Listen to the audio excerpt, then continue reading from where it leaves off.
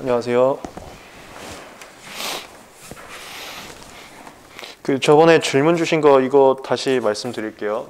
인터넷 분들께서도 혹시나 그런 얘기 들으신 분들 있을 수도 있을까봐 교재 85페이지에서 미완성 발명 질문 주셨던 거 85페이지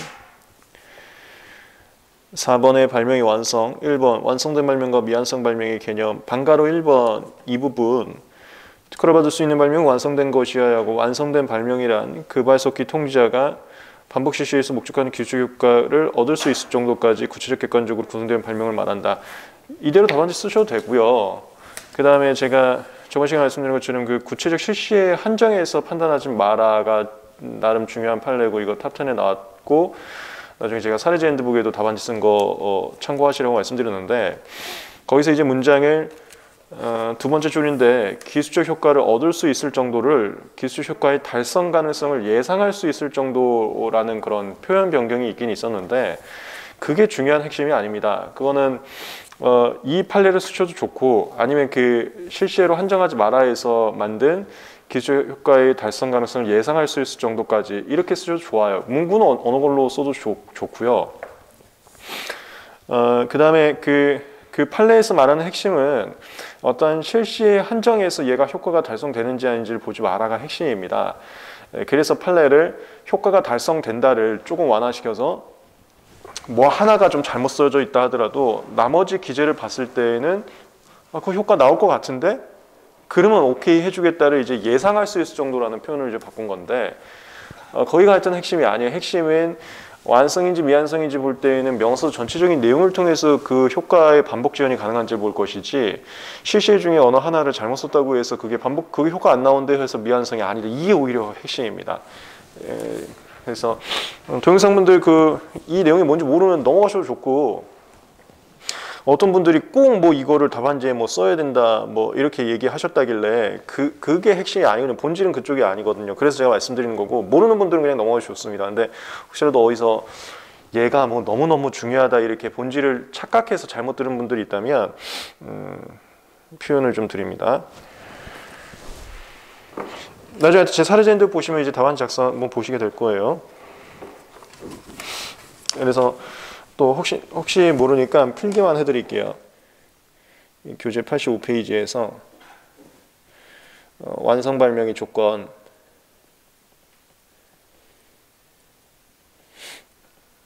거기에 지금 교재에 있는 것은 기술적 효과를 얻을 수 있을 정도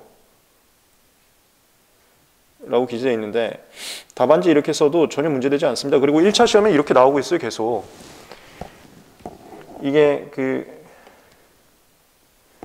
최신 판례에서는 문장 변화가 있는 건 그건 맞습니다. 문장 변화가 있는 거는 기술적 효과의 달성 가능성을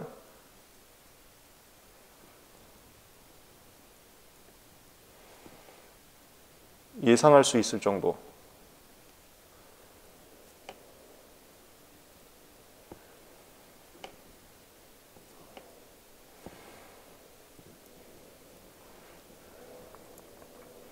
여기 달성 가능성 예상으로가 문장에 있어서 변경된 건 맞으나 여기 핵심은 구체적 실시에 한정해서 어떤 하나의 실시가 효과 반복 지연이 안 된다 하더라도 그것만으로 미완성이라고 단정 짓지 말고 이걸 표현하고자 문장을 좀 완화시킨 거지 여기에 판례의 본질이 있는 것은 아닙니다. 참고만 하시면 됩니다.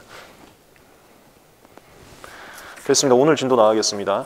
의료행위 저번 시간에 정리했었고요. 이건 언젠간 나올 겁니다. 그 다음에 용법 명령 정리해 드리겠습니다.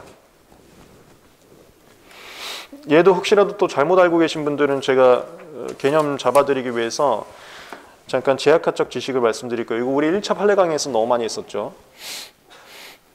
이것도 아쉬운데 제가 더 이상 뭐 얘기는 안 하겠습니다. 이것도 아쉬운데 하여튼 대다수의 강사님들 실무 경험이 없다 보니까 이상한 말씀들을 좀 많이 하시더라고요. 그 의학용도의 본질을 잘 모르시고 아무거나 의학용도 이렇게 말씀하시는 강의들이 또 많더라고요. 예를 들어서 올해 기출문제 같은 경우도 의학용도가 전제 조건을 문제에서 준 바가 하나도 없는데 이건 무슨 의학용도다 하면서 40주 사망위로 양리 데이터 써야 된다 이런 걸 답안지에 쓰라고 또 강요를 했다는데 상당히 어이가 없습니다. 어이가 없고 또 저는 이제 제약 분야만 지금 8년 이상 그리고 저는 추론이나 이런 거 안 하고 심판소송만 하고 있는 입장에서 보면 너무 어이가 없어요. 그건 물질 특허입니다. 물질 특허지 의학용도 특허가 아니고. 그래서 이거 좀 다시 좀 잡아드릴게요. 이 강사님들도 몰라갖고 혹시라도 여러분들 잘못 배웠을까 봐. 저하고 1차 판례 하셨던 분들은 전혀 걱정하지 않으셔도 되고요.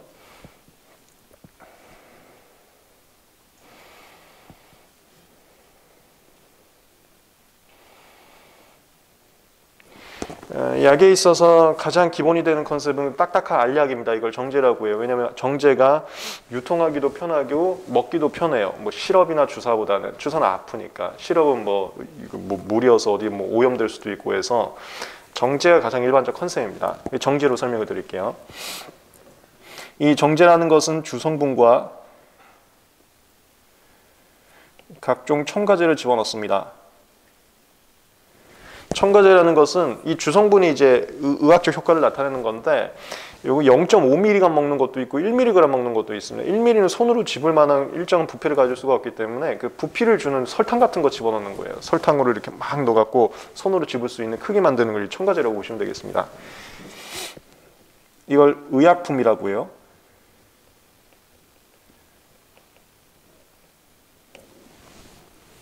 그리고 얘를 조성물이라고 합니다. 이쪽 발명에서 첨구함들 보면 조성물 이렇게 나오는데 조성물이라는 게 뭐 저번 시간에 42조 4항 정리하면서도 했었는데 조성물이라는 것은 이 이상의 화합물질이 섞여 있는 상태를 조성물이라고 합니다. 얘 지금 주성분 화합물질 있고 첨가제 화합물 있잖아요. 무조건 2개 이상 들어가기 때문에 이걸 의약품을 조성물이라고도 표현을 하는 겁니다. 이걸 먹습니다. 먹으면 여기서 위에서 녹아요. 녹아서 이 주성분이 스물스물 나옵니다. 이거 딱딱한 알력으로 나와요. 나오면은 그것이 소장상부나 아니면 위나 이런 데서 흡수가 됩니다. 흡수가 되면은 피로 돌아요.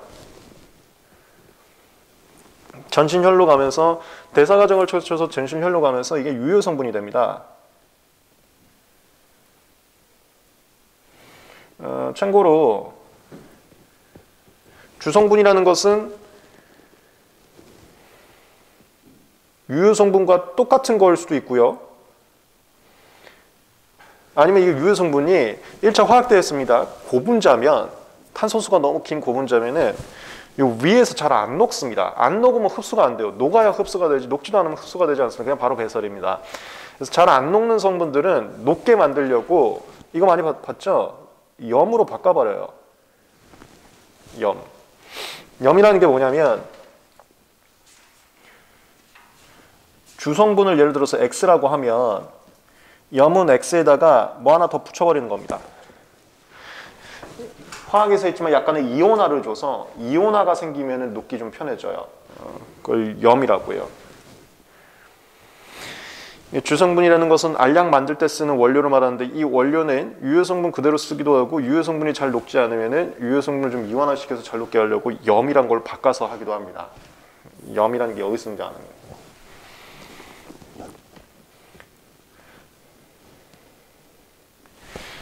그래서 주성분을 유효성분으로 만들었으면 그냥 바로 녹아서 피로 유효성분이 가는 거고 염으로 만들었으면 녹아서 대사 과정을 거쳐서 피로 갈 때는 이게 X로 바뀌어요. A는 떨어져 나가고 배설됩니다. 얘가 어떤 수용체로 갑니다. 이걸 양리기전이라고 합니다. 화합물이 피로 돌면서 그 피에서 어디로 가는지 무슨 역할을 하는지 누구를 건드리는지 이걸 양리기전이라고 하는.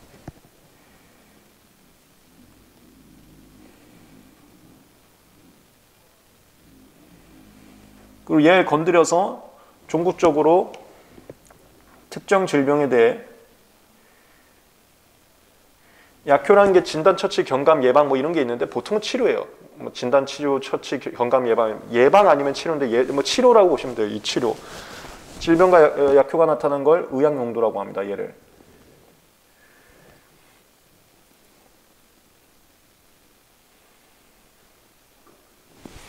양리 기전이라는 것은 그러한 의학 용도가 나타나는 메커니즘이라고 하는 거예요. 유효 성분이 누굴 건드렸길래 그런 질병이 치료되는 건데 그 메커니즘을 양리 기전이라고 합니다. 양리 기전은 무슨 수용체, 히스타민 이렇게 표현되는 것들 말합니다. 그리고 여기 질병에 대해서 약효가 나타나는 걸 의학의 용도라고 해요. 여기서 말하는 의학이라는 게 뭐냐면 얘를 말하는 거예요. 유효 성분을. 이걸 의학이라고 합니다.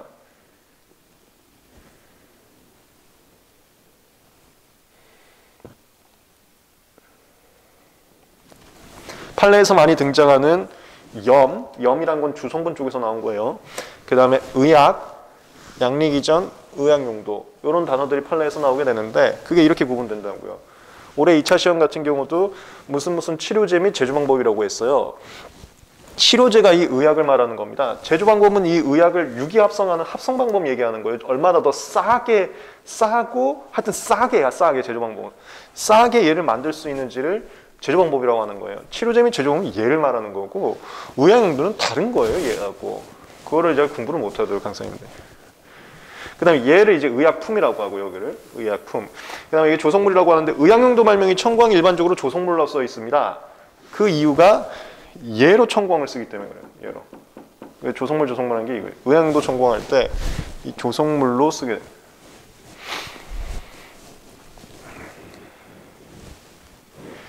그 다음에 지금 우리가 할 거 약을 가장 일반적으로 먹는 게 주사는 아파서 가장 일반적인 건 입으로 먹는 겁니다. 그걸 경구투여라 그래. 이쪽을 경구라고 하거든요. 이 어떻게 먹냐를 용법이라 그래. 용법.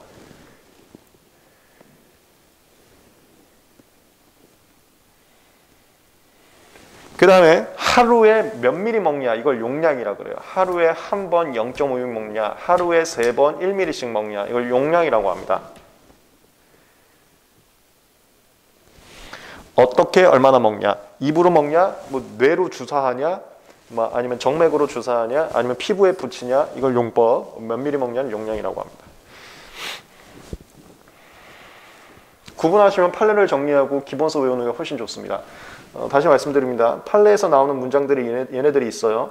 먼저 첫 번째 염이란 단어 나옵니다. 그건 주성분 관련된 거고, 두 번째 의학이란 단어가 나와요. 그건 유효성분 관련된 거고, 양리기전이라는 단어가 나옵니다.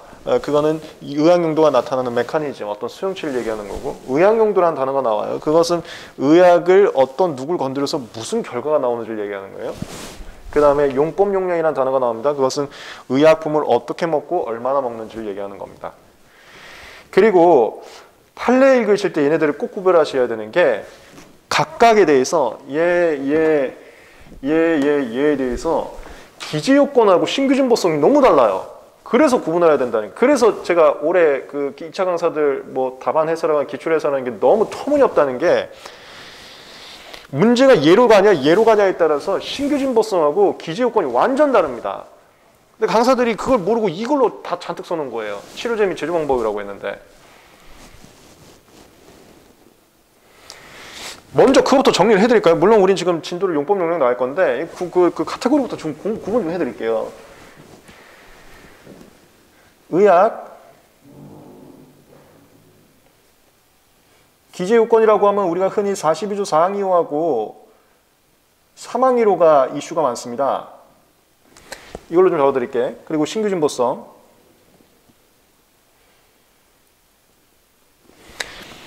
유효성분에 대해서 기재요건은 특별한 게 없습니다. 42조 사항이호는 그냥 화합물 써요. 화합물을 그립니다. 청구항에 화합물을 그리고 42조 사망이호는 그 화합물이 어떠한 효과를 갖는지를 써주면 돼요. 그리고 신규진보성은 얘 웬만하면 신규진보성 인정해 줍니다. 그냥 이런 마음 좀 알아두세요. 신규하면 거의 100% 진보성 인정해 줘요. 진보성에 대해서 별로 평가를 안 합니다. 그냥 그런 느낌만 좀 알아두세요. 그래서 얘는 별다른 기재요건, 신규진보성에 대한 판단 범위가 없습니다. 웬만하면 특허줘요. 얘는 시험지 안 나올 거야. 그 다음에 양리기전. 이거 판례 있죠? 의학용도는 질병 플러스 약효로 청구항을 기재하는 것이 일반적인데 양리기전을 기재했다 하더라도 그 양리기전이 어떤 질병 플러스 약효를 나타내는지를 명세서 플러스 출원시 기술상식 명확하게 이해할 수 있으면 사주 사항이 오케이. 그게 안 되면 노. 이게 양리기전 사주 사항이 판례.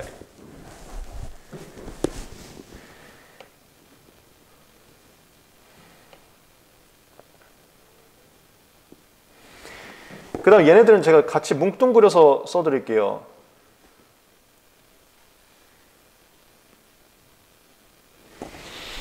얘하고 둘 다 우리가 크게 보면 의학용도 발명이라고 얘기를 합니다. 의학용도 발명인데 청구항을 양리기전으로 썼냐 청구항을 의학용도로 썼냐 차이점인 거예요. 그래서 이거 같이 가요, 쟁점이.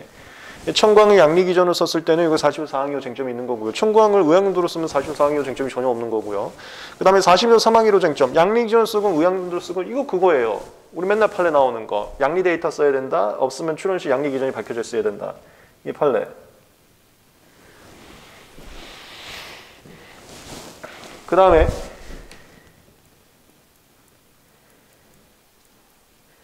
제가 이렇게 써볼게요. 신규성이 어차피 특별한 게 없고 진보성. 여기도 판례. 그 느낌만 좀 알아가라고 제가 1차 판례 강의 때 말씀드렸습니다. 제약회사에서 의학이나 의학용도에 대한 특허는 돈이 엄청 들어가는 것들입니다. 그래서 특허청에서 웬만하면 특허를 줘요. 무슨 느낌이냐면 얘도 아까 제가 신규성 있으면 진보성 판단도 안 하고 무조건 진보하다고 평가해 준다 그랬었죠. 얘도 마찬가지예요. 신규성만 있으면 거의 웬만하면 진보성 있다고 평가를 해줘요. 그래서 이런 게 나옵니다. 혹시 기억나실지 모르겠는데 제가 담당했었던 사건이라고 했었죠. 기스트라고 위종양 치료제, 악성 종양 치료제 노바티스 거였는데 거기서 출원 전에 이메팁이라는 의약은 이 유효 성분마다 이름이 있어요. 뭐 X라는 의약은 그 기스트 위악성 종양의 임상 초기 결과가 흥미롭다라는 게 공개가 됐어. 발명자가 기뻐갖고 인터뷰하고요. 그러고 나서 출원을 했어요. X의 기스트 치료제 이렇게 쓴 거죠. 그래서 그 인터뷰 결과를 갖다가 우리가 무효심판한 거예요. 무효심판하면서 신규성과 진보성 위반을 무효심판을 걸었죠. 그거에 대해서 제가 아까도 말씀드렸지만 제약회사 것들은 웬만하면 특허를 주려는 경향이 있기 때문에 신규성은 웬만하면 부정을 안 해요. 신규성은 부정을 안 하고 이제 진보성 쟁점이 됐었는데 특허법원 판례가 이렇게 나왔었어요. X의 기스트 치료 효과가 임상 초기 결과가 흥미롭다라고 돼 있지만 임상 데이터가 없기 때문에 근데 의학이나 화학 같은 경우는 실험의 과학이라고 해서 실험 결과가 없으면 효과 예측성이 현저히 결여되기 때문에 그 출원 전 공개된 내용에 실험 결과가 없으면 진보성 인정돼야 된다. 이걸 특허법원에서 얘기합니다. 그게 거의 신규성이 있으면 진보성 주겠다는 소리예요. 그랬다가 대법원에서 이제 여러분들이 공부한 판례가 나오죠. 임상 데이터가 없다 하더라도 출원 전 공개된 내용들로부터 의학 효과를 예측할 수 있다면 이거 진보성 부정했는데 그게 이제 판례가 나와요. 그 판례의 핵심은 의학용도는 웬만하면 특허 줄 건데 그렇다고 신규성과 진보성 좀 구분해야지. 약간 이 정도예요. 뭐 진보성이 판단 기준이 높다가 아니고 완전 낮은데 너무 낮은 건 아니다. 이 정도 컨셉입니다. 그래서 얘는 판례가 출원 전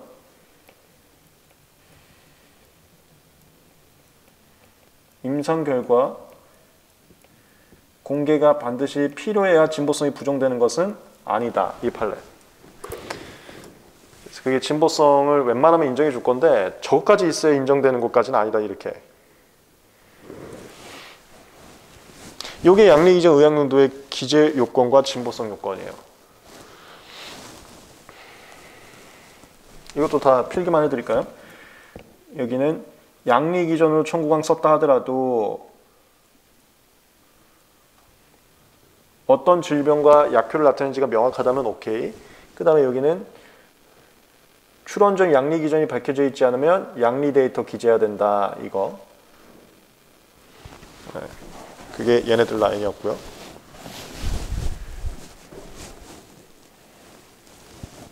그 다음에 아까 말씀드린 것처럼 얘 쪽으로 오면은 이런 쟁점이 없습니다. 얘는 웬만하면 집었으면 다 인정해주고 얘는 웬만하면 기준요건도 그렇게 까다롭지 않고 좀 달라요. 느낌이. 그 다음에 이제 예지. 예. 용법 용량 42조 4항2호 이 쟁점 없어요. 45 3항1호 특별한 쟁점 없습니다. 얘도 뭐 실험 데이터 써야 되는데 특별한 판례 없으니까 제가 그냥 뺄게요. 얘는 이제 진보성 쟁점이 있죠. 얘가 진보성 요건이 완전 달라.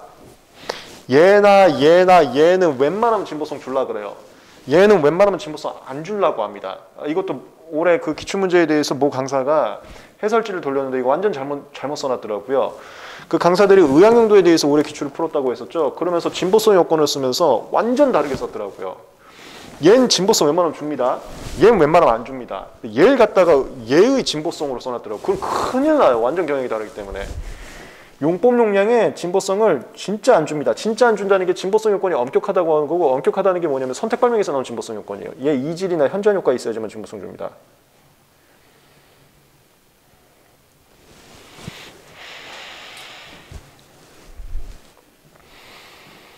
그 다음에 얘도 우리 1차 할 때 했었습니다. 얘도 42조 사항이후 쟁점 특별한 판례 없고요. 실무에서는 이거 다 뭐 데이터 내거나 이런 건 비슷한데 그것까지 하면 너무 여러분들 헷갈리니까 이제 뺄게요. 특별한 판례 없고, 여기도 진보성 웬만하면 안 줘요. 이거 이질이나 현저한 효과 있어야지만 진보성 줍니다. 이렇게 달라. 여기는 진보성 잘 안 주고 여기는 진보성 되게 잘 줘. 되게 잘 주는데 얘는 무지 잘 주고 얘는 무지까지는 아니고 무지 잘 주고, 그래서 출원 전에 임상 데이터까지 공개됐어야지만 진보성이 부정되는 것까지는 아닌데 웬만하면 진보성 인정해주고. 그렇게 각 쟁점입니다. 용법 용량, 얘는 시험 문제 안 나옵니다. 그 다음에 양리기정 의학용도 카테고리. 오케이, 이거 한번 기재요건과 진보성 정리를 해봤고요. 요게 47회인가? 이런 식으로 나왔었어요. 뭐 의학용도 발명의 특허 요건에 대해서 쓰시오 하면 대표적으로 읽었으면 돼요.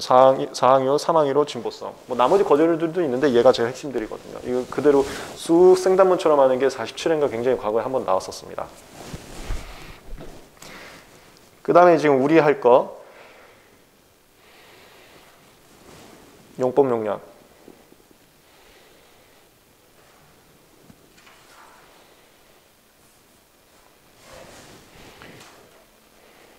이건 제가 그냥 기재불비와 진보성 비교하려고 이렇게만 쓴 거지, 용법 용량은 특허 요건 할 때, 그러니까 그 등록 요건 할 때 하나가 더 컨셉이 있어요. 그게 지금 이제 할 겁니다.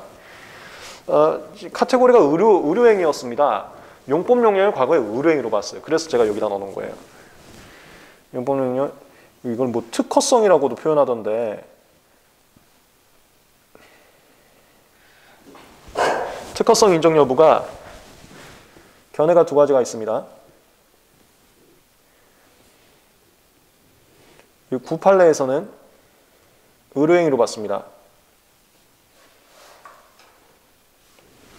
용법 용량은 의사가 임상적 판단하에, 임상적 판단이라는 게 뭐냐면 환자한테 1mm 먹여보고 5mm 먹여보고 자신의 노하우로 임상적 판단이라고요. 임상적 판단하에 의사가 결정하는 의료행위다. 그래서 얘는 특허를 주면 안 된다. 의사의 의료행위는 인간의 존엄성 때문에 특허를 주면 안 된다. 최신 판례는 이 의료행위 아니다 갔어요. 이 답안지용으로는 필요 없고 제가 이해만 쉽게 해드릴게요. 외워야 되니까. 왜 의료행위가 아니라고 했냐면 용법 용량이라는 게 의사의 임상적 판단하에서 결정되는 부분도 분명히 있는데 제약회사가 만드는 부분도 많아요. 어떻게 하는 거냐면 제약회사가 임상시험을 합니다. 임상시험할 때 이것도 1차 판례강에서 잠깐 말씀드렸는데 건강한 사람을 대상으로 약을 먹여봐요. 그래서 몇 미리까지 먹였을 때 부작용이 나타나는지를 봅니다. 뭐 예를 들어서 만 10ml 먹으면 이 사람 토한다. 10ml 이상 먹이면 안 되겠다. 이걸 설정을 해요. 그게 용량 최대 구간이야. 그걸 설정하고 그 다음에 진짜 환자를 데리고 와. 여기 질병 있는 사람 데리고 와서 밑에서부터 먹여봐요. 1mm 먹여봅니다. 효과 안 되네? 그럼 올리는 거지. 2mm 먹여봐요. 효과가 안 되네? 그럼 3mm 먹여봐. 근데 10mm 먹이면 안 돼. 그럼 건강한 사람한테도 토했잖아. 그걸 생각하면서 조금 올려가요. 올려가서 용량을 결정합니다. 용량을 결정하고, 용량을 결정할 때 용법도 같이 결정해요. 입으로 먹일까? 이거 아닌 것 같다. 주사로 할까? 그걸 같이 결정합니다. 즉 제약회사에서 하는 임상실험에 용법 용량 결정하는 게 있어요. 그래서 용법 용량을 제약회사의 연구 투자물로 최신 판례는 인정을 해준 거예요. 의사가 막 쓰는 것도 있지만 의사가 제약회사가 만든 약을 갖다 이제 쓸 때 약에 설명사항이 있어요. 이 약은 1회 3mm 먹는 게 좋다 이렇게 설명사항이 있습니다. 그 설명사항을 무시하고 의사가 임상적 판단하에 쓰는 것은 뭐 이런 컨셉이지만 설명사항 자체를 제약회사가 만든다 이거야. 이건 제약회사 연구 결과물로도 봐야 된다 이거지. 근데 얘 의사가 한 거냐 제약회사가 한 거냐 이걸 구분하는 건 또 이상이잖아. 그냥 통쳐서 이건 제약회사 거다 이렇게 해버리는 거야. 최신 판례는 제약회사의 연구 결과물이지 의사의 의료행위가 아니다. 그래서 특허 줘야 된다. 제약회사가 돈 엄청 많이 쓴 거다. 이렇게 된 거예요.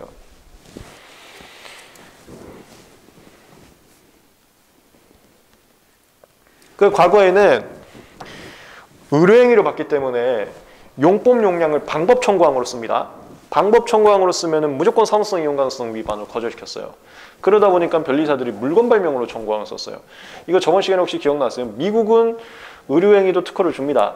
그럼 미국에서의 그 의료 방법이 PCT 출원을 통해서 한국에 들어와요. 그럼 한국에서는 이런 게 방법 발명으로 써 있을 거 아니야. 그럼 무조건 심사원이 29조 1항 본문 때렸다고. 그래서 변리사들이 이제 제안을 하죠. 미국에다가. 우리나라 의료행위가 방법 발명으로는 무조건 특허 안 주기 때문에 이거 물건 발명 바꾸셔야 돼요. 그런 거 제가 옛날에 되게 많이 했었어요. 물건 발명을 바꿔버립니다. 그래서 용법 용량을 맨 마지막에 조성물 청구항으로 바꿔버려요. 그러면 심사관 입장에서는 그거 의료행위인데 꼼수 쳤네. 무슨 꼼수인지 그거 이해되시죠? 저번 시간에 한 거. 내가 그 의료행위 나온 문제 이렇게 풀려고 그랬잖아. 천공원이가 물건인지 방법이 나눠서 방법인 그때부터 의료행위. 물건이면 그냥 제끼라 그랬잖아. 본질적으로 의료행위라고 볼 수 있는 것을 물건 발명으로 청구하는 겁니다. 그러면 심사관 입장에서 이거 꼼수 부렸다. 29장 본문은 못 때리거든. 그 과거에는 29장 본문은 못 때리니까 물건이면 무조건 아니었으니까 구성 요소로서 인정을 안 했어요.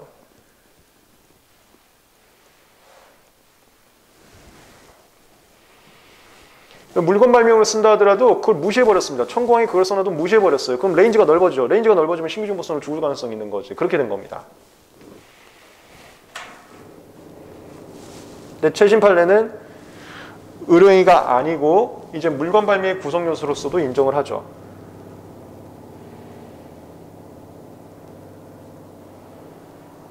뭐 어쨌건 이거 이제 의료행위냐 아니냐 하고 구성 요소 인정할 거냐 아니냐를 외워서 답안지에 써야 되는데 의료행위인데 갑자기 저번 시간에 배웠던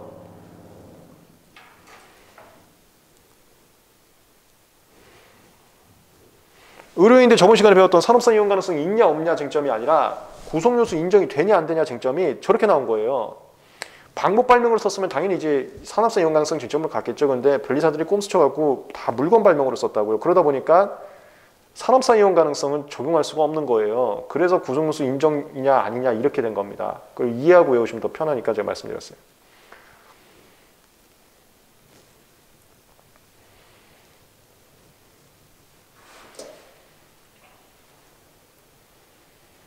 그 다음에 두 번째 스텝, 이거는 답안지 분량 보고 쓰세요. 답안지 분량이 7점 이상이면 여기까지 써도 좋고 5점 미만이다 그러면 여기까지 가면 안 됩니다. 여기서 끝내야 돼. 이것도 길게 쓰는 거와 짧게 쓰는 게 이제 사례제인데 보기 종류가 다 있습니다. 그 다음에 뭐냐면 그럼 의료행위가 아닌데 지금 판례는 물건 발명으로 특허를 주고 있단 말이에요. 이건 물건 발명으로 주는 게 맞냐 방법 발명으로 주는 게 맞냐 이 논란이 하나 더 있습니다. 그래 특허는 주자. 이제 의료행위 아니라고 했기 때문에 특허는 주자. 일단 아니다부터 시작하는 겁니다. 오케이 이제는 의료행위 아니라는 거 보자. 그래서 특허를 주자. 주는데 지금은 물건 발명으로 주고 있단 말이에요. 무슨 조성물이라고 했잖아요. 그거 맞아? 이게 의논이 있어요. 왜 그러냐면 물건이라는 것은 유체물을 말하는 겁니다. 근데 용법 용량은 유체화할 수가 없는 거예요. 뭐 입으로 넣을래, 뭐 머리로 넣을래, 그 다음에 몇 미리 넣을래. 이것은 시계혈중 요소가 있는 단계라고 해서 야 알약 까, 그 다음에 입에 넣어, 그 다음에 먹어. 이걸 시계혈중 요소라고 해. 1초 뒤에 이거 해, 2초 뒤에 이거 해, 3초 뒤에 이거 해. 시간의 순서에 따라서 어떤 단계를 하는 것을 방법 발명이라고 하는 거예요. 물건 발명은 유체화될 수 있는 걸 물건 발명이라고 하고 방법 발명이라는 것은 유체화될 수 있는 게 아니라 시간적 흐름에 따라서 스텝들이 있는 것을 방법 발명이라고 하는데 용법 용량은 본질상 방법에 가깝다 이거야. 그래서 얘를 물건 발명으로 주게 되면 예를 들어서 하루에 한 번 5ml 먹으라고 해. 근데 누가 약을 2.5ml짜리 만들었어. 근데 그 사람은 2.5ml 만들었는데 이걸 환자가 두 알씩 먹는 거야. 그러면 그 2.5ml 만든 사람은 치매냐 아니냐 이거야. 이거 본질 자체가 유체화될 수가 없는 거여서 2.5mm를 2개를 먹건 5mm를 하나 먹건 어차피 5mm 먹는 거 아니야. 그게 얘네들은 유체화될 수 있는 본질이 아니라 이거예요. 그 시간적 흐름에 따라서 1초 뒤에 2.5mm면 2개, 5mm면 하나를 잡아. 그걸 계산해서 잡아. 2초 뒤에 먹어. 방법적 요소가 있어서 그건 물건 발명을 주면 안 된다. 이런 비판론이 있는 거예요. 얘는 목차를 이렇게 쓰는 거야. 다시 말씀드리지만 5점 미만이면 여기까지, 7점 이상이면 이제 여기 빼는 건데 이건 최신 판례에 대한 비판론 이러면서 추가 목차 잡는 거예요.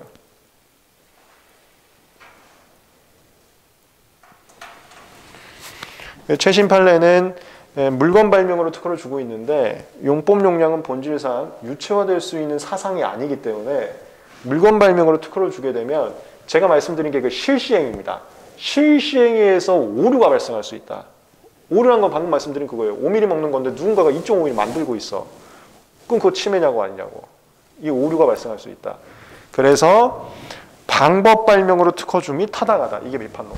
어차피 의료행위 아니라고 했잖아. 그러면 이제 방법 발명으로 써도 이거 의료행위 아닌 거 아니야. 그런 얘기가 있어요.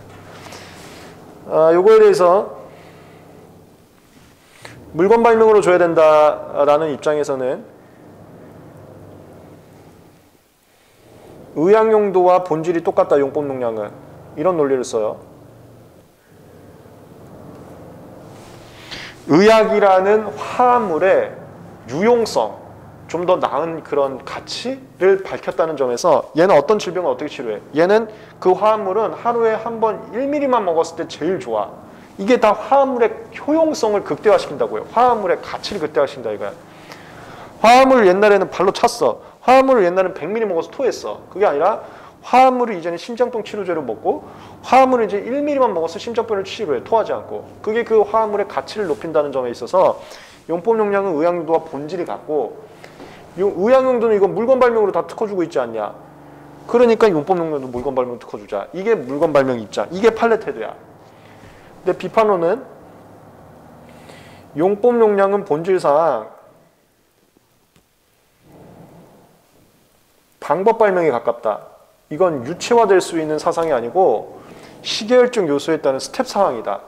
그래 얘는 방법으로 가야 된다. 여기까지만 외우시고 이제는 그냥 외우는데 편하게 해드리려고 제가 적어줄게요. 그럼 의학용도와 용법 용량이 같다는 건 이건 맞는 말이야. 그 제 생각은 저도 이제 이거를 이 당시 판례에서도 얘기를 했던 건데 이 사건도 제가 같이 관여를 했던 겁니다. 물론 제가 지니까 이제 다 특허가 인정된 거지만 용법 용량은 방법적 성질이고 의학용도와 용법 용량의 성질이 같은 건 맞다. 그래서 앞으로는 의학용도도 방법으로 줘야 된다. 이런 것까지도 한 거죠. 그게 맞다. 그래서 보면 미국이나 유럽은 다 방법적 요소를 주고 있어요. 특허를. 다만 일본만 그렇게 안 하고 있습니다. 근데 그렇게 안 한 이유가 우리나라는 옛날에 방법으로만 쓰면 다 의료행위 산업성 이용만 쓰면 부정하다 보니까 어쩔 수 없이 물건으로 쓴 건데 이젠 그러지 않지 않냐 이거야. 의료행위 아니라고 했으니까. 그럼 이제는 이제 물건이 아니라 방법을 줘야 되는 거 아니에요. 근데 그렇게 하면 또 너무 혼란이 초래되잖아요. 의학도로 앞으로 다 방법을 하려면 너무 바뀌니까 판례는 어쩔 수 없이 그냥 이렇게 그런 내막이 있어요. 그 내막까지는 답안지에 쓸 필요는 없는 거고. 요게 용법 용량에 대한 특허성이라고 그러더라고요. 교수님들이. 특허성. 그게 의료행위냐 아니냐 이 쟁점이었습니다. 스텝이 두 개가 있어요. 의료행위냐 아니냐. 의료행위가 아니라 하더라도 이걸 물건으로 주는 게 맞냐 방법으로 주는 게 맞냐. 그 다음 여기까지 쓰고 그 다음에 쓸게 답안지는 무조건 팔레트대로 가세요. 그래야지 연결되니까. 내가 스텝 잡아드릴게. 첫 번째 스텝 의료행위 아니다. 이거 잡고요. 두 번째 스텝 비판론은 있지만 물건 발명이 타당하다. 왜냐하면 의학용도 물건을 주고 있으니까. 이렇게 가세요 그냥.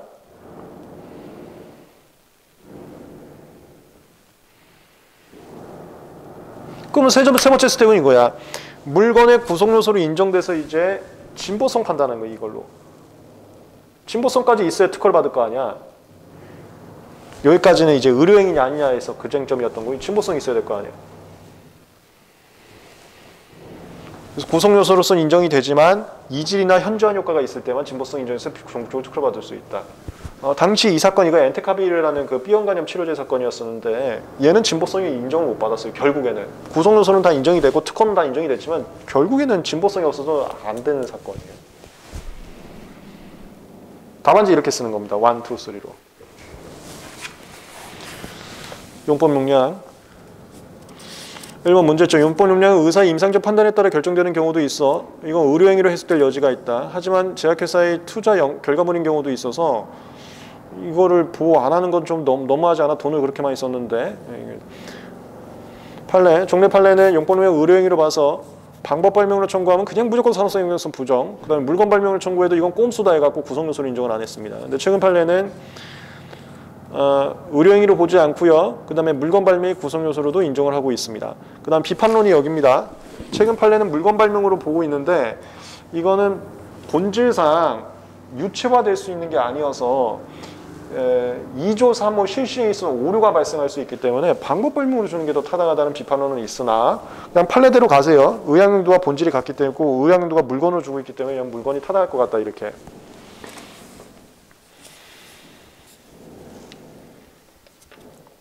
검토는 그냥 판결문 그대로 그냥 갖다 붙인 건데 제가 말씀드린 논리를 이해하시고 그다음 외우시면 돼요. 이거 그냥 판례에 있는 문장 그대로입니다. 지금 비판론도 뭐 의료행위인지 여부, 그 다음에 물건 발명의 구성 요소가 될 수 있는지 여부 이렇게 두 개를 나눴는데 의료행위인지 여부는 끝까지 의료행위라고 보는 거예요. 끝까지 의료행위라고 보는 거고, 그다음 물건 발명의 구성 요소가 될 수 있는지 여부가 여기 쟁점이라고 보시면 돼요. 네, 됐습니다. 얘 아직까지 시험 문제 안 나왔는데 얘는 나온다면 제 생각에는 7점 이상은 낼 수 있어서 언젠가는 낼 겁니다. 언젠가는. 됐습니다. 의료행위와 용법 용량 쟁점이었습니다. 언젠간 나올 겁니다. 그 다음에 신규 진보성.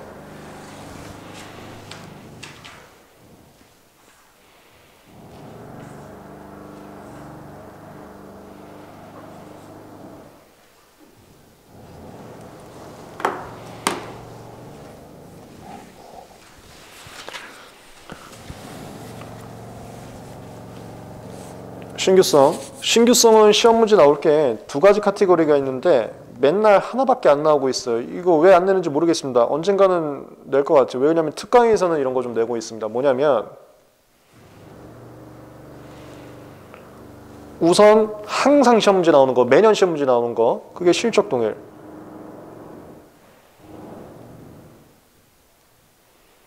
이걸 신규성 판단 방법이라고 합니다.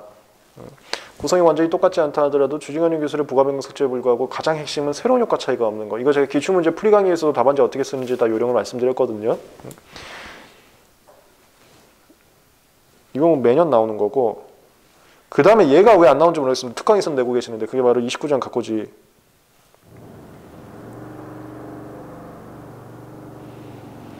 특히 얘는 특강에서 내신 게 이거예요.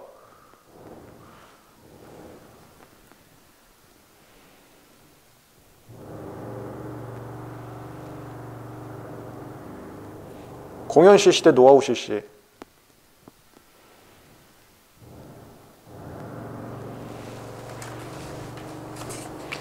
이 시험 문제가 두 개가 나올 수 있습니다. 공지가 됐는지 여부랑 누군가가 실시를 하고 있어. 근데 그 실시가 공연 실시인지 노하우 실시인지. 일단 공지 여부는 우리 1차 판례에서도 많이 했었고 답안지 쓰면 사실 쉽게 씁니다. 어떻게 쓰는 거냐면 공지 여부는 비밀 유지 의무 없는 불특정인이 인식할 수 있는 상태, 이걸로 판단 기준을 쓰면 되는 거예요. 그래서 문제에서 저 사람이 비밀 유지 의무가 있냐 없냐 잡으시고요. 그 다음에 인식할 수 있냐 없냐, 뭐 꼭 누군가가 봤을 필요는 없고 볼 수 있는 상태면 공지다. 이거 쓰면 되는 겁니다. 그 다음에 공연 실시, 노하우 실시는 누군가가 실시를 하고 있는 거예요. 이거는 그냥 뭐 설명서가 어디에 뭐 이렇게 써 있는 상태거나 설명서를 설명해 주는 상태라고 보면 되고, 이건 그냥 물건만 떡하니 있는 거예요. 물건이 사용되거나 제조되고 있는 거지. 그래서 그 어떻게 만드는지 모르면은 노하우 실시, 어떻게 만드는지 알면은 공연 실시. 요거 할 때는 이렇게 하는 거예요. 급발속기 통제자가 통상적인 분석 장치를 통해서 실시 행위로부터 발명의 내용을 인식할 수 있으면은 공지, 없으면은 노. 그 대표적으로 얘기하는 게 뭐 코카콜라나 몸의 불편하는 거죠. 코카콜라를 통상적이자가 통상적인 분석 장치, 막 고가의 분석 장치나 막 비싼 분석 장치 말고 누구나 그냥 한번 쓸 수 있는 분석 장치로 이거 설탕 몇 프로, 뭐 몇 프로, 뭐 몇 프로 이렇게 들어갔네. 알 수 있으면 그건 공연 실시. 그걸 모르면 노하우 실시. 이거 구분하는 거.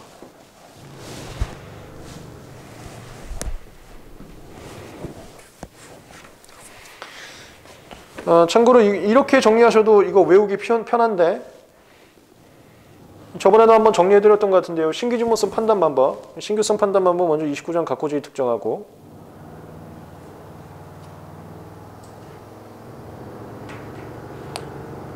얘를 잡아두시면 카테고리 정리하실 때 좀 편합니다. 쟁점들이 여기 쟁점이고 여기 쟁점이라 정리하면서 외울 때 좀 편하셔서 제가 말씀드립니다. 청구항 특정하고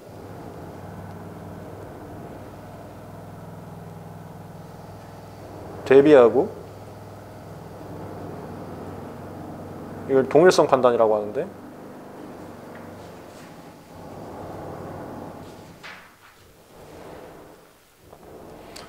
얘가 교수님 특강에서 나오고 있지만 시험 문제 한 번도 안 나왔어요. 이게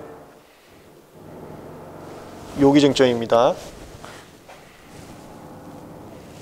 지위가 있냐 없냐, 공용시시면 지위가 있는 거고 노하우면 지위가 없는 거고. 그 다음에 이거 특정은 저 봤을 때 그 특강에서는 한번 나왔었는데 이건 대놓고 시험 문제 못 나올 것 같아요. 특강이 나온 것도 되게 단순히 나왔습니다. 제가 저번 시간에 말씀드린 거 미완성 발명도 특정할 수 있으면 된다, 이거밖에 안 나왔어요. 특정은 해석이라고 했었죠. 미완성 발명이라 할지라도 추론식 교발수 통제자가 인식할 수 있는 범위로 발명을 특정할 수 있다. 얘는 맨날 미완성 발명밖에 안 나와서 더 깊이 있게 못 나가요. 그러면 그냥 지나가면서 3점이야. 맨날 그 미완성 발명도 29장 각호지휘 되냐.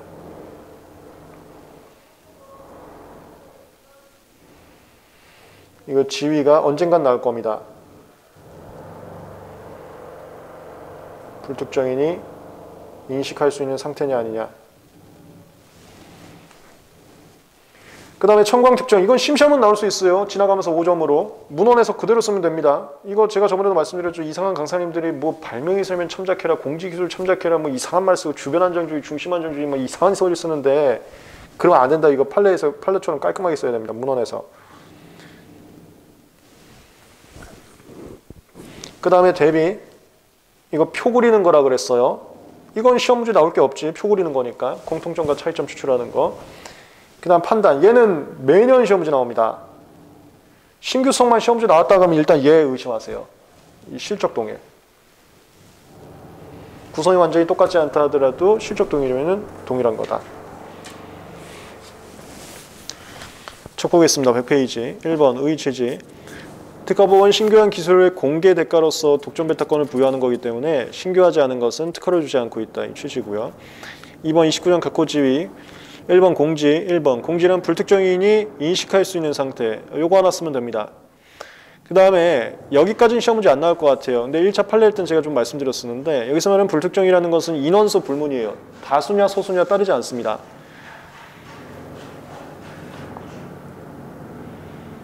그 다음에 맨 마지막 줄에 국제주의를 취한다는 것은 국내외에서 따르지 않아요. 해외에서 공개된 것도 29년 각호지위가 인정이 됩니다.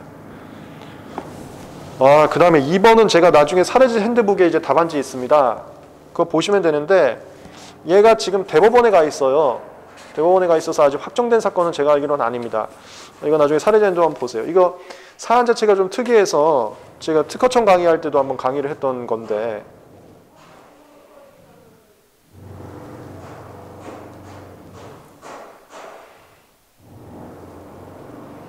출원하고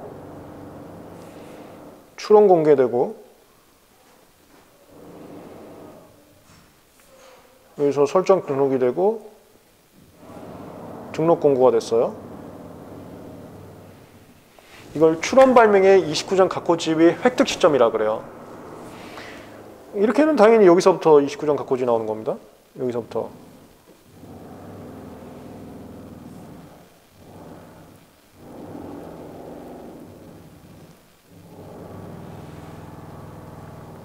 출원 공개가 되면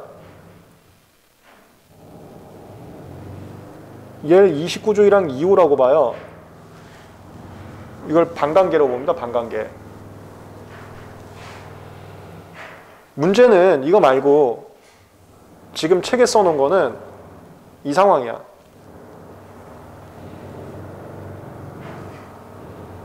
요번엔 출원하고 이걸 예고 공개라고 했습니다. 예공개라는 것은 등록이 늦어질 때, 등록이 늦는다는 건 심사가 늦어질 때 미리 공개하는 거예요. 이거 공개 안 하면 중복 연구 나올까 봐. 근데 이번에 심사가 너무 빨라졌어. 그래서 바로 등록이 됐어. 그럼 얘 공개 안 합니다. 이때는 추론 발명 언제 공개된 거냐? 이 쟁점이에요. 과거에는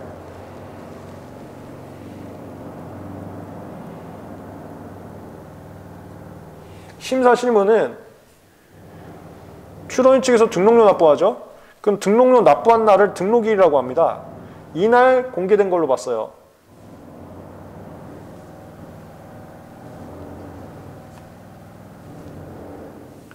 제가 특허청 가서 강의를 한 이유가 판사님이 심사실무 잘못했다고 바꿔버린 거예요. 근데 그러면 특허청 선생님들 굉장히 열받아 하시거든요. 아니 우리 맨날 그렇게 해왔는데 왜 이제 와서 바꿔?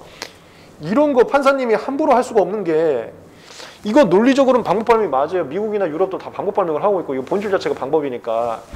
근데 이거 만약에 방법을 바꿔버리잖아요? 그럼 그동안 특허청에서 물건을 특허 준 게 다 날아가는 거예요. 그런 거 판사님 조금 우려하십니다. 내가 특허청 선생님들 20년 동안 일하신 분이 나는 판사님 그 3년인가 4년마다 돌아가요. 난 잠깐 온 사람에 불과한데 이거 바꿔버려도 나 뭐라 하지 않나? 이게 부담되는데 이걸 바꿔버리신 거예요 이번에. 그냥 심사실무 잘못됐다고. 지금 판례가 어떻게 바꿔버렸냐면 등록료를 납부합니다. 그러면 특허청에서 특허 원부를 만들어요. 아이 돈 냈구나. 알았어. 만들어야지. 돈 안 내면 안 만들어줘요. 그걸 출원 포기 간주시킵니다. 법조문에서 등록료 안 나오면 출원 포기 간주시키죠. 특허 원부 안 만들어줘요. 돈 냈네. 이제 특허 원부 만드십니다. 만들다를 생성이라고 해요. 생성해서 여기다가 등록을 합니다. 그걸 설정 등록이라고 해요. 특허권 나왔다. 우리 설이 포초할 때 설.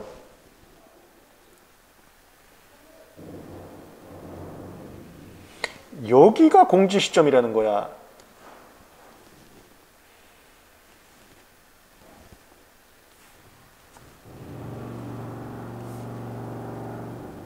여기 바꿔버렸어요. 그래서 이 사건이 뭐였냐면 이것도 특이한 사건이었나 봐요. 이게 딱 여기랑 이 사이에 추가 출원이 있었던 거예요. 이걸 X라고 하고 이걸 Y. 그럼 얘가 공개됐으면 얘 신규증보수 죽일 수 있는 거고 얘가 공개되지 않았으면 얘는 확선 위반만 문제가 되는 겁니다. 근데 확선하고 신규증보성은 좀 다르고 특히나 확선하고 진보성하고 완전 다르거든요. 얘가 확선 적용 문제냐 확선이면 등록 공고되면 확선 나오잖아.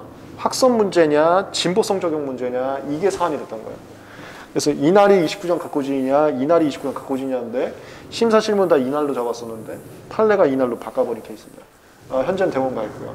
그래서 뭐가 더 타당하냐 이렇게 하시면 되는데 저는 그냥 판례 내용대로 썼어요. 왜냐하면 판례 내용대로 쓰는 게 답안지상 좀 편해갖고 근데 이게 특허청 선생님들한테는 좀 예민할 수 있는 그런 내용입니다. 그게 2번입니다. 여기에는 지금 3문장밖에 안 돼 있는데 나중에 제 사례제 핸드북 보시면 답안지용으로 다시 정리해놨으니까 그거 같이 외우시면 됩니다. 2번 설정 등록된 경우는 특별한 사정이 없는 제3자가 신청해서 열람 복사를 할 수 있기 때문에 출원 공개 전이라도 설정 등록 이후에는 출원함이 공지된 것으로 본다. 여기서 설정 등록일은 등록료 납부일이 아니고 등록료 납부일이 여기를 얘기하는 거예요. 여기가 아니고 특허원부가 생성한 설정 등록이 이런 시점을 하는데 여기요. 참고로 그 등록일이라는 거 조심하세요. 특허원부에 등록이라는 걸 기재합니다. 등록일. 그 등록일은 등록료 납부일을 등록일이라고 기재해주고 있어요. 근데 여기서 말하는 등록일이라는 것은 특허원부에 적혀져 있는 등록일이 아니고 진짜 등록일. 뭐 이런 좀 다른 개념이에요. 등록이라는 단어가 똑같은데 좀 다른 개념입니다. 실무에서는 등록료 납부한 날을 등록일이라고 해서 특허원부에 써주는데 그 등록일과 여기서 말하는 등록일이 좀 다른 개념이에요. 뭐 어쨌건 등록일부터 29년 각고지기가 생긴다. 여기서 말하는 등록일이란 등록료 납부일이 아니고 특허원부 생성 시점이다 이렇게 얘기한 겁니다. 판례 논리는 이겁니다. 판례 논리는 서리포처가 아니고 서리포처. 특허권은 설정 등록에 의해서 발생을 하는데 설정 등록은 여기서 된 거 아니냐. 그리고 특허법 어디 조문에도 설정 등록이 되면 소급해서 등록료 납부 시를 특허권을 인정한다. 이런 조문이 없지 않냐. 그럼 여기서부터 줘야 되는 거 아니야 이렇게. 왜냐면 논리가 이겁니다. 이거 논리 알려드릴게요. 이건 나중에 답안지인데 여기 기본서에 좀 짧게 써 있어서 이 논리 스텝이 이렇게 가는 거예요. 스텝 1.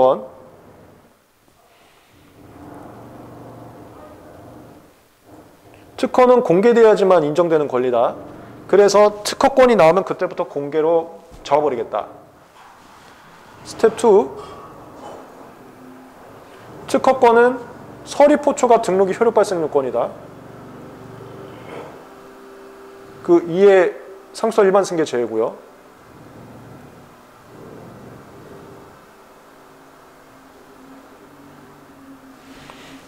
그럼 스텝 3. 설정 등록이 효력 발생하니까 설정 등록 시부터 특허가 나오는 거고, 그러면 당연히 설정 등록 시부터 공개됐다고 봐야 되는 거 아니야? 이렇게 가는 거예요. 특허권은 공개해야지만 나오는 거기 때문에 특허권이 나오면 공개됐다고 보자. 여기서부터 출발하는. 근데 실무는 그냥 등록료 납부 시점을 공개된 걸로 했었는데, 판례는 원칙대로는 그거 안 맞는데 이렇게요. 그런 내용입니다. 나중에 이제 보시면 돼요.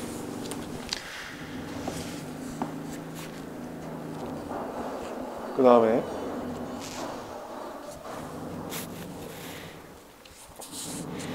공연 실시. 아까 말씀드렸습니다. 요거는 혹시라도 시험 문제 나올 수 있는데요.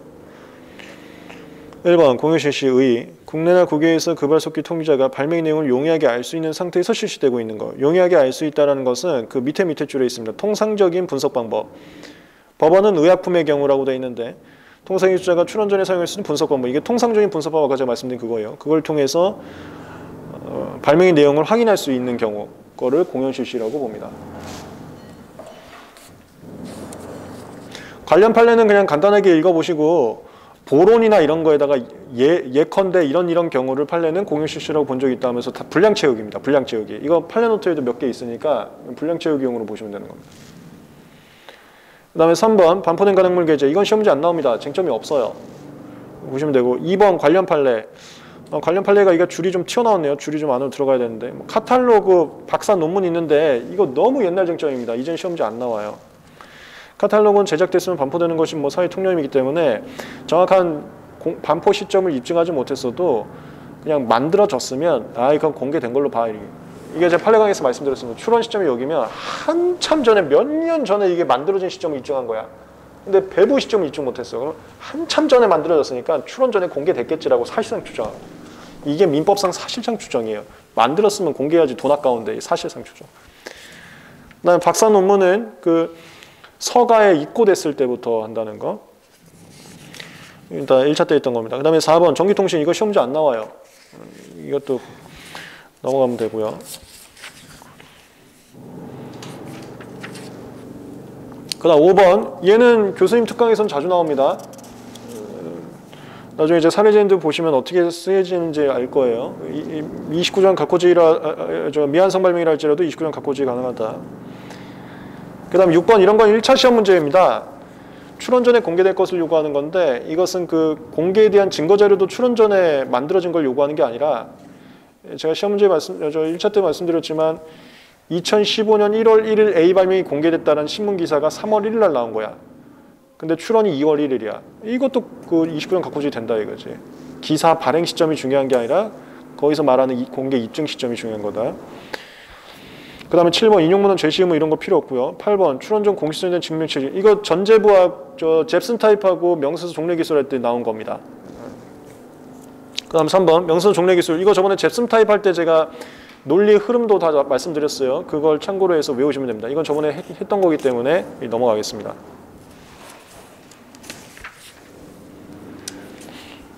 그리고 104페이지 동일성 판단. 이거는 항상 시험 문제 나온다고 했어요. 항상 시험 문제 나옵니다. 그 2번 판례. 주증하는 교수의 부가변경 삭제에 불구하고 세련 효과 차이가 없으면 동일하다. 이거 그냥 다 외우고 계시죠? 이거 항상 쓰는 거예요, 답안지에. 그 다음에 구체적인 경우는 이거는 시험 문제 나올 가능성 별로 없어요. 카테고리가 다른 경우. 카테고리가 다르다 하더라도 이거 선언에서 나온 건데요. 하나는 물건, 하나는 방법. 이렇게 나왔어도 그 중복 특허로 봤었죠. 그거예요. 카테고리가 다르다 하더라도 실적으로 동일한 거면 동일하다. 그 다음에 일반 발명과 수치 한정 발명 이런 거 쓸데없는 소리예요. 보고 너무 방법 발명 이거 쓸데없는 겁니다. 부분적 일치 이런 것도 쓸데없는 거예요. 다 실적 동일성 그 판례 하나만 쓰면 되는 거예요. 주증하는 기술 부가변경 삭제에 불구하고 세련 효과 차이 없다. 이걸로 다 풀 수 있는 거예요. 다 쓸데없는 소리예요. 그 다음에 상하이 개념 이런 거 시험 문제 안 나옵니다. 상하이 개념은 1차 때도 말씀드렸죠. 개념만 말씀드리고 오늘 여기까지 하겠습니다. 이건 시험 문제 나오는 건 아니에요.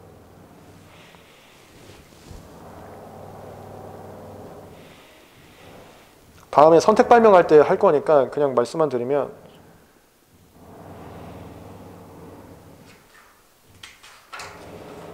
이게 청구항입니다. 이게 29장 각호지위야.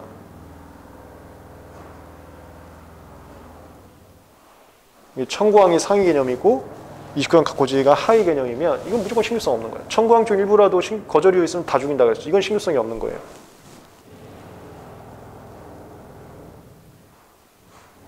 네, 이거 말고 우리 이제 선택 발명 다음 시간 선택 발명은 저 나중에 하겠다. 그 제가 저 제일 교재 뒤에 해놔갖고 이번엔 이 상위 개념이 29장 각호지위고 이 중에 청구항이 들어가 있어요. 이걸 우리가 선택 발명이라고 합니다. 선택인 경우에는 신규성이 죽을지 말지는 얘가 얘에 구체적으로 게시되어 있는지로 판단하는 거예요.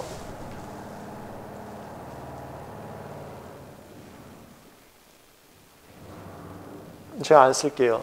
여기에 이 하위 개념이 구체적으로 써 있거나 써 있는 것과 마찬가지면 죽는 거고요. 안 써 있으면 신규성은 인정이 됩니다. 그래서 선택 발명은 다 진보성 문제로 가는 거죠. 상하위 개념이었습니다. 그 다음에 이제 다음 시간에 이어서 또 진보성부터 쭉 가겠습니다. 이게 제가 하여튼 그 진도를 좀 빨리빨리 빼야 되는데 앞쪽 거절 이유가 판례 내용이 좀 많아갖고 시간이 좀 걸렸던 거고 뒤에 심사 파트 같은 경우는 심사나 절차 같은 경우는 판례 내용이 거의 없고 답안지 쓸 때 정형화되어 있는 답안지 스타일이 있습니다. 나중에 제 사례 핸드 보시면 아시겠지만 그래서 속도를 좀 팍 뺄 겁니다. 수고하셨습니다.